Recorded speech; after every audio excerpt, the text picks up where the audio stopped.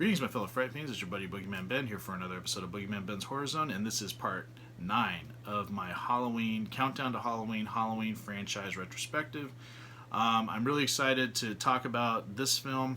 This film came out 10 years ago. I remember when they first announced that they were going to remake Halloween. I was pissed. I was very angry. Did not want them to touch one of my favorite films of all time. I wasn't a big fan of Rob Zombie at all. I actually had only seen part of The Devil's Rejects. I had not seen House of a Thousand Corpses yet. But I knew about the extreme nature of his film and filmmaking, that he rubs people the wrong way. Either you like his stuff, you don't like his stuff. But I was willing to give him a chance. So, 10 years ago, me and my buddy went and saw the remake of Halloween, Rob Zombie's Halloween. And it's a very, very different take on the Michael Myers character and the Halloween franchise in general.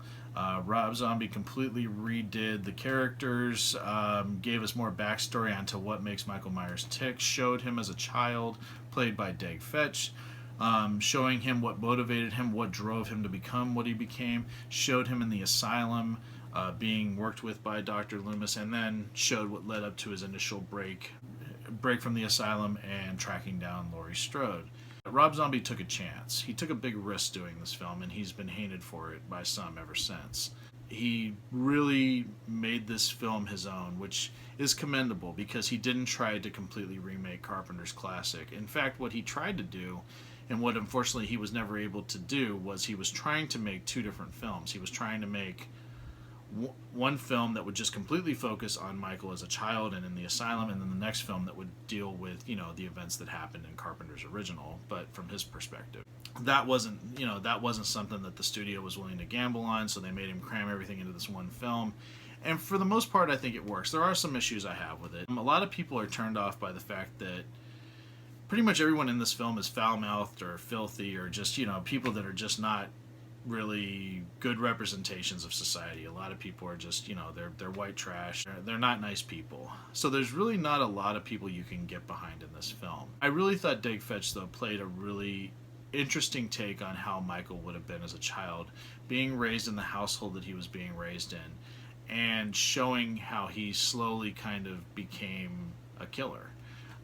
There's some really interesting shots in this film. I love the scene where Michael does his first kill, where he kills the bully from his school. I think that's one of the roughest scenes in the film to watch, and it's just the way that Rob Zombie chose to direct it, and Deg Fetch did a fantastic job in that scene. I also like the scene where he gets the mask for the first time, the scenes leading up to him killing his sister. It's a brutal, brutal opening that I think not enough credit is given to it. And yes, some of the characters are over the top. Yes, there is a lot of frank language, but I really think the first 15 to 20 minutes of this film are the strongest. For the most part, I think the film is really well executed. You have a fantastic cast.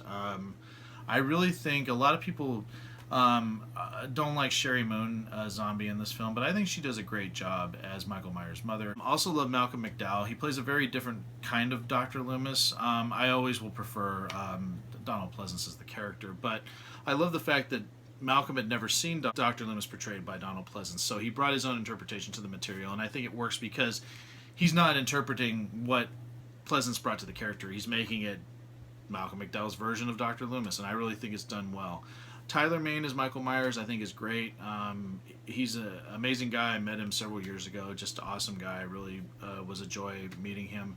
Also, you have the amazing Dee Wallace in this. I know she had a small part in this as Laurie Strode's mom, or adoptive mom, but she was awesome, and I met her this year as well, and she's just a beautiful person. But you also have Danielle Harris playing Annie in this, so it was great to see her come back to the franchise. You have Scout Taylor Compton as Laurie Strode, who I enjoy. She's cool. She's not my favorite actress, but I think she does a pretty good job in this, and I really liked her character. I liked that there was an innocence to her character, but it wasn't like, I think if they had tried to portray Laurie Strode like she had been portrayed by Jamie Lee Curtis in the 70s, I think it wouldn't have worked.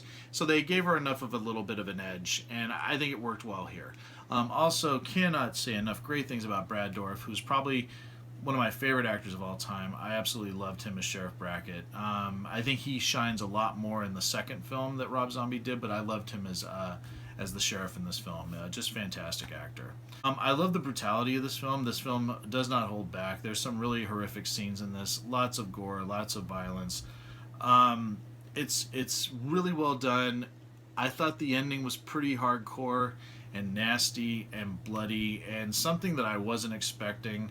I do like the longer version of the ending that's on the director's cut as opposed to what was in the theatrical cut. I really, really think this movie gets a lot of unfair hate because so many people bitch about the fact that when these classic beloved films are remade, that they're just pretty much carbon copies. There's no heart to them, there's no nothing put to them. It's just like, let's just throw it out there, and because it's got this name and this notoriety, it'll make money its opening weekend, and that's all they're aspiring to be. Whereas I felt like Rob Zombie really felt like Michael Myers had lost his edge. He was trying to bring him back into a current, in today's society and make him a little edgier, make him a little darker, show that there was a reason behind the madness, and that I know everybody doesn't care for that. But I really liked it, and I really appreciate it. It's not my favorite film in the series, but I really think it gets a lot of unfair shit, and I think it is a good film that I enjoy watching, and I'm glad that it was made. To give this one a rating on my scale, I would give Rob Zombie's remake of Halloween 3.5 skulls.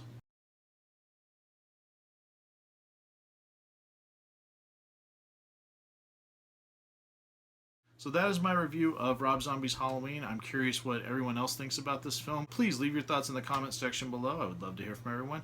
And stay tuned for my last part of this segment. I can't believe we're already down to the final one, but it will be talking about the sequel to Rob Zombie's 2007 remake. And I hope everyone looks forward to that. So thanks so much again for watching. Take it easy. Stay scared as always.